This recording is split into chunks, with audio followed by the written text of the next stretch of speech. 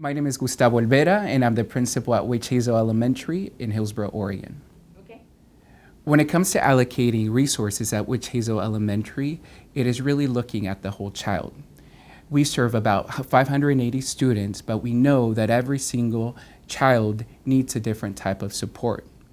So our leadership team really has conversations about equal not being equitable for every student. We really have to take into account what are the resources that the student needs outside of the school when it comes to parent involvement, but also what are the resources, what are the supports that the student needs while he or she is in school. What it looks like at Witch Hazel Elementary is really meeting where students are at. We serve every student who walks in through our door, and we know that every student, whether below grade level, at grade level, or above grade level, they all have different needs. So it is very important as a leadership team at my school to sit down, wrap around our services, and really meet where that one child is, that one individual, whether that be their receiving more one-on-one support from a staff member, maybe it's counseling, maybe it's regards to academics and math, maybe it's social emotional needs, and how do we support that? I think that when we talk about allocating resources and the charge that I have as being an instructional leader, it is an important piece of my job to have those conversations with the leadership team, with my community members, with people that support the school outside, so that the students see that there is a connection, that there's a thread that stems from within the school that goes out into the community and that really weaves around them, because it is really about the community, that the resources don't just live in the school 100% of the times, that by allocating and knowing what other resources are out there, we can really partner not only across the grades, across the schools, across the community, but really wrap around our services around a student to make them feel and be successful both emotionally and academically.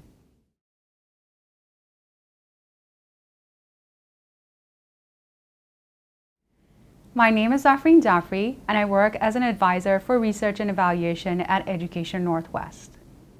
Collaborating with families and communities in an equitable way means that schools and districts engage with families in an authentic, meaningful, and respectful manner, and they engage with all families. By all families, we mean families that represent diverse ethnic, racial, socioeconomic backgrounds.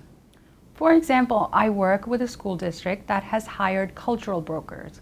Cultural brokers are school staff that represent the ethnic minority communities that the schools serve. They're the ones who are making the phone calls when they invite parents to come to a school night. They're the ones who are acting as interpreters. They're the ones who are bridging the communication gaps between schools and diverse ethnic communities.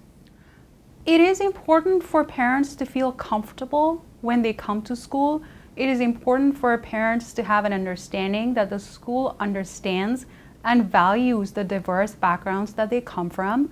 And when they see somebody that is from their own community, who speaks their language, who's represented on the school staff, who is engaging with them in a meaningful way and explaining the complex bureaucratic system in which schools operate here in the United States, that makes them feel comfortable and welcomed.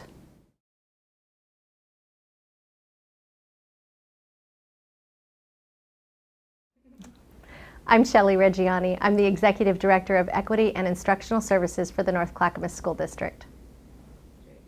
North Clackamas is the 5th largest school district in Oregon, and we are located just southeast of the Portland metro area. We have more than 33 schools, some traditional neighborhood schools, some charter programs and magnet programs as well. North Clackamas has about 30% diverse student populations, whether it's racial, ethnic diversity, and linguistic diversity. We have more than 70 languages spoken within our school district.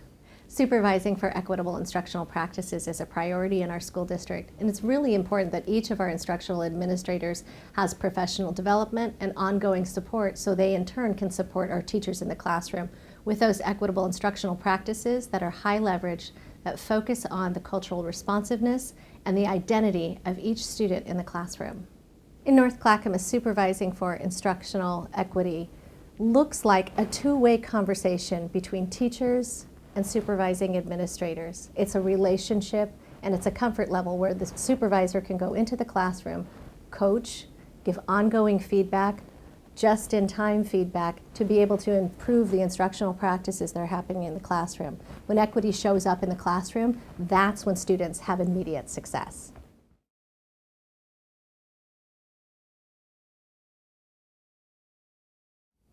Hi, my name is Dr. Sente Richards. I'm the Director of Equity and Compliance at Reynolds School District in Rockwood, Oregon. Well, Reynolds School District is a very unique school district in the state. We have a very large population of Latino families that live within our school district. We serve 5 municipalities around and inside of Portland.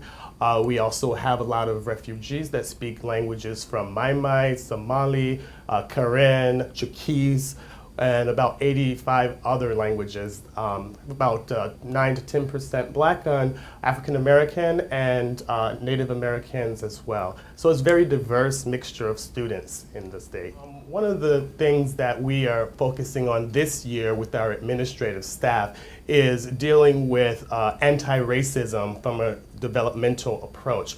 And so we have about an hour every month where all of the managers in the district, including administrators and the superintendent herself, get together and perform some exercises about identity, racial ethnicity, and what is the importance of those factors in the work that they do in the district. Lots of reflection, lots of engagement, lots of self-engagement as well as engagement with other administrators and managers in a very safe environment so they can then take those tools back into their school settings or in their departments and work with their faculty members or their other classified staff so that they can be the best that they can be when dealing with our students and family members. The LEAD tool is very useful in our district for its evaluative power.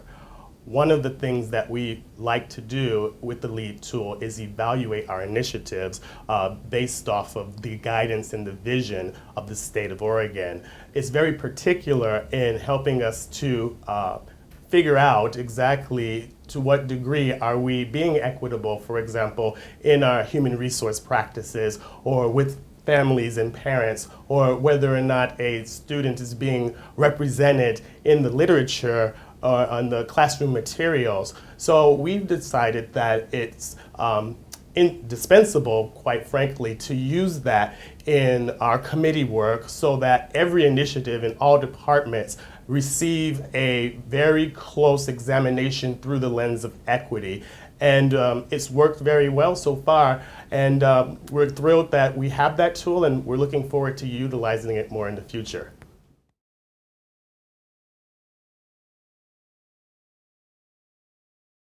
Okay. I'm Sho Shigioka. I serve as the Administrator for Equity and Inclusion in the Beaverton School District. So Beaverton is one of the largest school districts in the state of Oregon. We have close to 40,000 students, and we are finally minority majority, I'm going to put in quote, school district, meaning that students of color makes up the majority, 51% of our student population, which is a huge shift even from say 10, 15 years ago. Beaverton used to be a very predominantly white, affluent school district, and we have about close to 40% of our students qualify for free and reduced lunch. So our student population is definitely shifting, and we're a lot more diverse in terms of race, language, religion, all of that.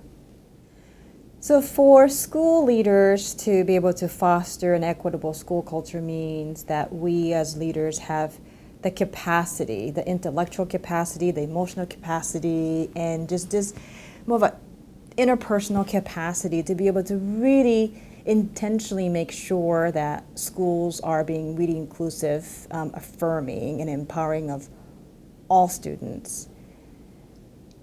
And all students, meaning and explicitly naming the difference in terms of race, sexual orientation, gender, disability, language, class, because we as leaders, we need to be able to really understand the dynamics that come with power and privilege and how they really play out in our school culture. So as leaders, we must have the knowledge and skills to be able to really navigate the issues around power and privilege, and again, make intentional decisions so that those who have historically felt not welcomed or not part of, not feeling really belonging to the school community feel, again, empowered as well as everybody else in the school community. For me, a school is being truly inclusive when principals, assistant principals, and most importantly, classroom teachers are really head-on addressing issues around power and privilege. That's really relevant to what's really happening in current climate. So, like, for example, what just happened in Kentucky, really talking about religion and equality, freedom of speech. That's a real issue, right? And do teachers have the capacity to be able to really facilitate a dialogue where students can really talk about those social issues related to race and sexual orientation, but in ways that highly engage students, directly tied to what they're learning in their content. And with that comes our responsibility as leaders to be able to really support teachers to be able to, again, have that kind of a dialogue in the classrooms. Again, that's to me is an intellectual sign of a school being really inclusive. So having lead tools, again, that are directly aligned to standards that we use in the state of Oregon around, do you have a clear vision? Are you serving as instructional leaders? Do you have an inclusive school climate? How do you engage with the parents and communities? Those are all important leadership practices that we need to be thinking about. But what makes Lead Tool different is that it layers those standards with the lens of equity, right? So it explicitly asks questions related to, again, students who have been historically marginalized and underrepresented.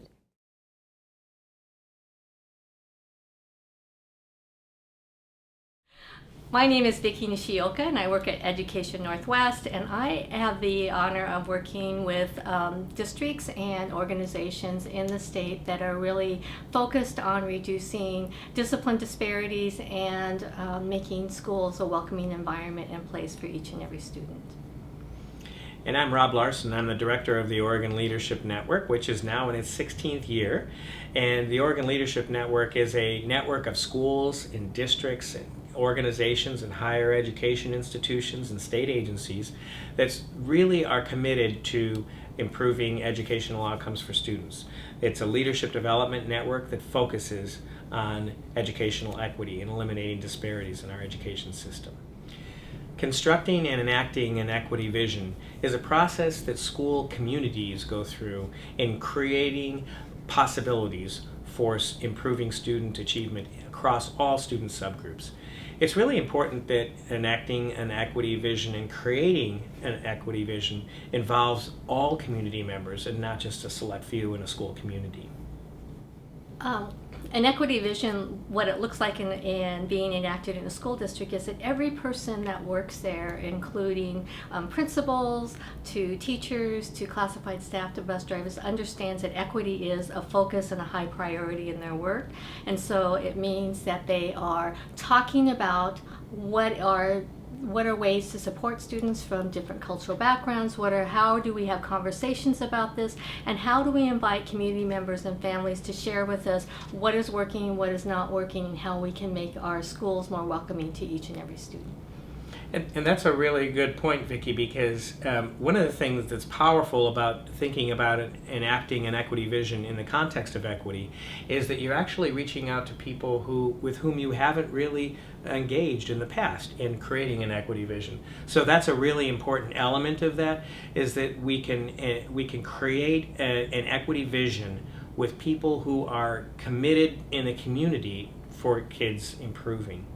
So one way of thinking about enacting an equity vision is that we actually have data that shows us that we're making improvements along the way, and that we are clearly eliminating disparities across student subgroups, and that we're clearly eliminating the predictability of results and student outcomes that are based on student subgroups.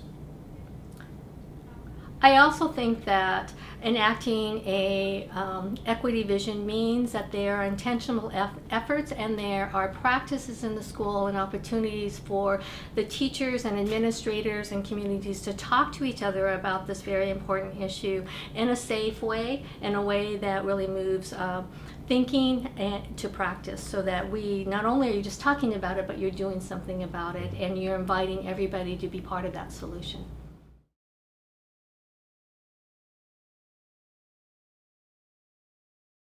My name is John Lenson, and I'm a consultant. I work primarily with schools and school districts on issues of equity and restorative justice and disproportionate discipline.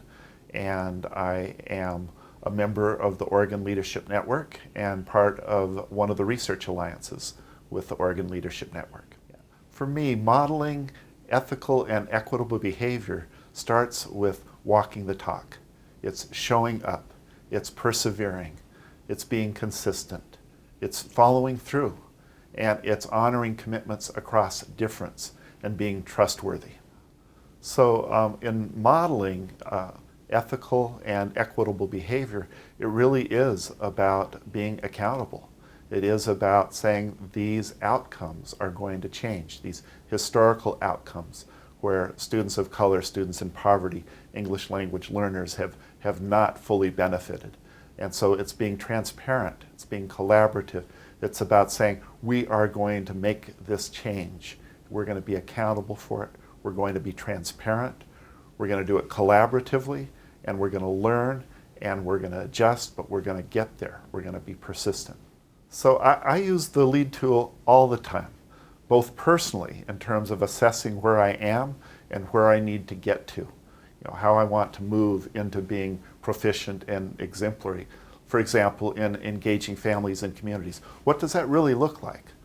So it gives me a target, it gives me a goal. And for schools to kind of look at where they are, assess where we are and where we need to get to, it's a tremendously valuable tool.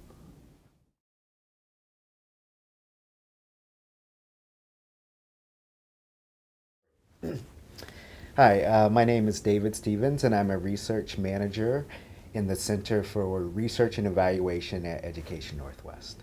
So influencing the social political context for equity means paying attention to the needs and concerns of the stakeholders in your community.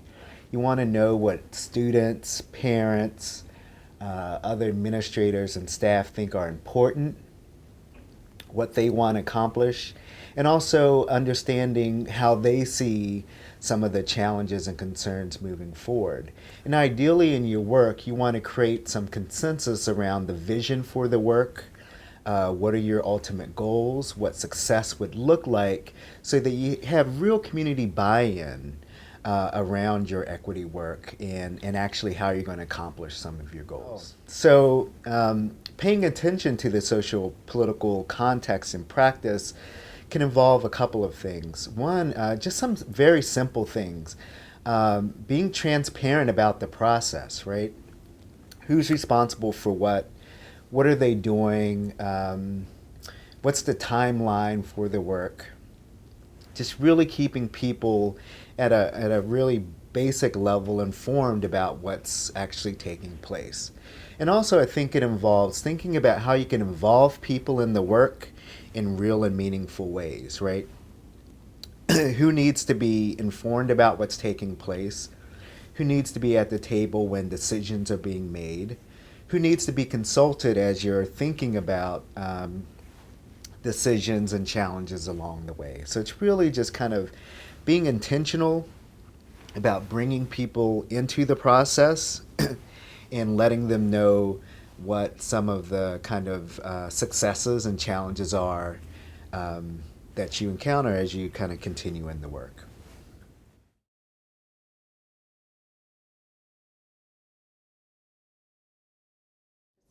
Yes, my name is Saida Hagigi. I'm Director for the Office of Equity and Human Resources for the Hillsborough School District. Hillsborough School District is the 4th largest school district in the state of Oregon. And we have approximately 20,000 students and a little over 2,200 staff members. The student population has grown rapidly over the last 10 years, and we have quite a diverse student population. It's considered a minority-majority school district because over 50% of the students are students that are considered other than white in our district. We also have a large growing population of bilingual students, native speakers of other languages, as well as emerging bilingual students. An equity mindset when hiring and placing personnel looks like looking at all of the tools and strategies that go into hiring a workforce. Everything from posting the job to a selection committee at the day of hiring to placing them in their position and then supporting them afterwards to be successful to meet the needs of all students. What it looks like is if our intention as a school district or as a state is to hire the most highly qualified, multilingual, multicultural, diverse workforce, we need to change our practices. If the outcome that we want is different than what we currently have, we have to look at how we are selecting our staff members, what questions we're asking at the time of hiring, who's sitting around the table and whose perspectives are around the table when selecting a candidate, and then what sort of supports are in place to make sure that individual is successful. How are we showing them how to work with a diverse population? What strategies are we teaching them to be successful as far as culturally responsive pedagogy? What strategies are we teaching them to diversify, to differentiate their classroom instruction? And how do we engage even more so with our families outside of the school? So what supports all around are we providing not only staff members but our students to be successful?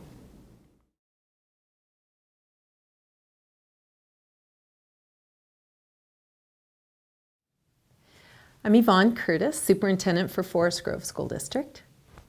And I've been here, this is starting my 7th year as superintendent. Okay.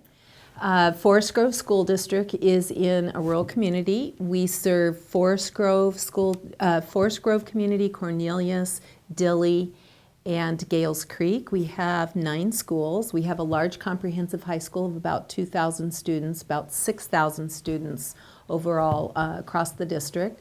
We have about our economic challenges, we have about 59% of our kids are on free and reduced lunch.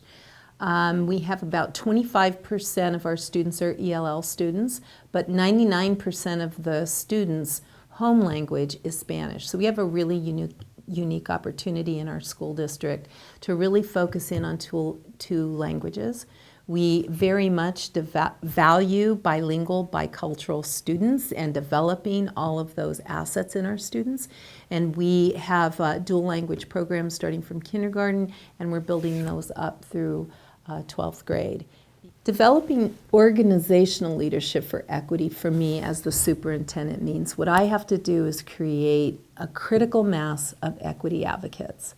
By myself, I can't make enough difference. And it's the teachers and instructional assistants and principals who are working with both staff and students in the building and working with our families need to know what they can do.